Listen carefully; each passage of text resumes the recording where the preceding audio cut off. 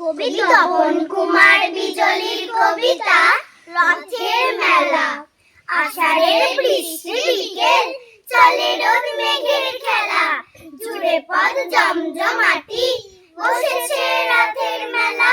কেনে সব খেলনা পুতুল, কত না গাছের চারা, খুশিতে কচি কাঁচা, যেন আজ আত্মহারা। ছুটে চল আর দেরি নয়, খাতা বই থাক না তোলা, ঘুরে দেখ ওই যে কেমন সাই সাই নাগরদোলা। খোকা হাত ছাড়িয়ে ছোটে, বাসি এক চাই যে পাতার, সেজে বেশ দৃশ্য ঘটে, পিছনে ছুটছে মাতার। কুকু ওই বায়না ধরে, নেমেছে বেলুন চুরি, কেরোসি টানবে রথে, পড়ে যায় হুড়োহুড়ি। রথেরই মেলা মানে খুশি আর মজাদার, কি যে হয় ফুরফুরে মন, বোঝানো যায় কি সে আর।